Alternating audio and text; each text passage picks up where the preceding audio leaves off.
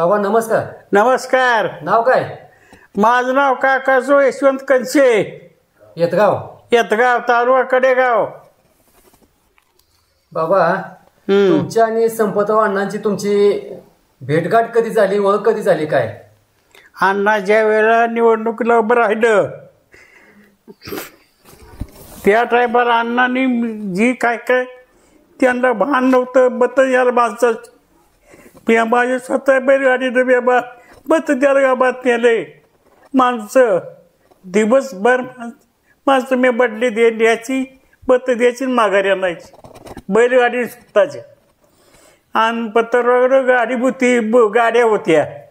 रातना दिवस आम्ही पांढरी माती घुंगडी कापून झुपलू तू नोटा बाटायचा बॅग का गेले सुटकेशी गेल्या पिशवी गेली गटुळी बसायचं दडवायचं रात जर पळायचं माग अंधारात का दिसतंय का वाहन का काय.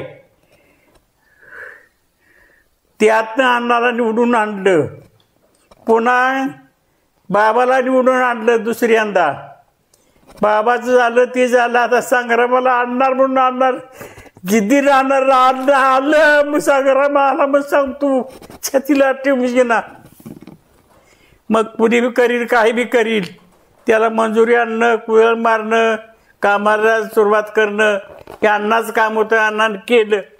त्यांचं आयुष्य तेवढं होतं म्हणून त्यांनी थोडक्यात उरकून घेतलं.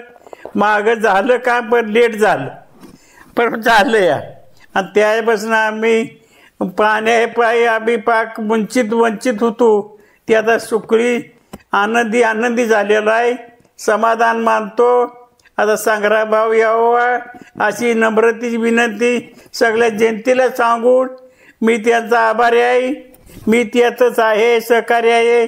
माझं वय जवळजवळ 81 वर्षे होऊन गेले. ती या 82 वर्षे अर्ध झालं या. माझं आता वय संपलेलं आहे. मला चाला येत नाही. मी काही कामाचं राहिलेलं नाही. माझी पोरं बिरं सगळी या अण्णाच्याच माग आहे. ती अण्णाची ओळख विसरणार नाही. अण्णाला आग्न दिलेली जागा मला अजून मी तिथं गीड कडेगावात की मला आठवते. आंब्याखाली कराड विठ्ठल रोडच्या आड्याल तिथं मी आग्नी द्यायला सुद्धा गेलो होतो.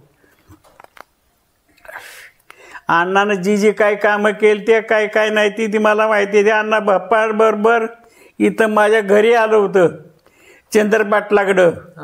चंद्रपाटील खालतं बोरमोडला ते आलता जेवायला. माझ्या चंद्रपाटील बसला. अण्णा तिथं हुडकीत आलं, तिथं बसलो. माझा राम थोरला पार बसले होतं. तिने मांडीव घेतलं. ती मुतला सुद्धा अण्णाच्या अंगावर. ही बडव्याचं बाप्पा आणि अण्णा इकतं झालेलं इकती सांगतो माहिती अण्णाची. मी अण्णाचं हिसरायचो नाही. टेंबूचं पाणी अण्णानं टेंबू सुरुवातीला कुदळच मारलेले पाण्यासाठी. कारखाना म्हणा तुमचं टेंबूचं पाणी आणायचं म्हणा योजना अण्णाची आहे सुरुवातीला. आणि अण्णानं सुरुवात केली ती. पुन्हा मग त्यांचं आयुष्य संपल्यानंतर मागं पडलं रेंगळावर. झालं काम पण उशिरा लेट झालं. पाटबंधारा चालू केला म्हणजे धरण टेंबूचं योजना पुरी केली ती कुणी बाबानी आणि भाऊनी. संग्राम भाऊ निवडून यावा ही अशी माझी नम्रतेची विनंती आहे सगळ्या जनतेला. आणि भाऊ येणार. आणि मला बस पळ वाटते बरं पाय साथ देत नाहीत. मला लय अति वाईट वाटते. बसली एका जायला ती आमदार झाले बघायच्या ना गुलाल घेऊन. 23 तारखेला मी तुम्हाला गुलाल उधळलेला माझ्या गाव येणार आहे तो पहिल्यांदा. पण दररोज मला अशी गुलाल लाजगत की तुम्ही माझ्या अंगावर गुलाल. आता सुद्धा नाव काढलं तर गुलाल असा लाल भडक माझ्या मोहरी दिसतो. मला अति झालेलं मला नाही आवडत. मला एकतर राग आलेला आहे. माझा एकतर हृदय भरून येतं. पर असे तिने करून ही खोच. आमच्या काळात प्यायला पाणी कुठंही नव्हतं. 50 वर्षाच्या मागं पूर्वी सगळं माळरान होतं. कुठं सुद्धा झाड एखादं पालच होत नव्हतं. अण्णांनी हिरवंगार रान केलंय. अगदी रान हिरवंगार केलंय पाण्यानं. उसं जकडं बघील तिकडं उस प्याला पाणी गच, दारात पाणी, हिरीत पाणी, घरात पाणी आणि वावरातही पाणी.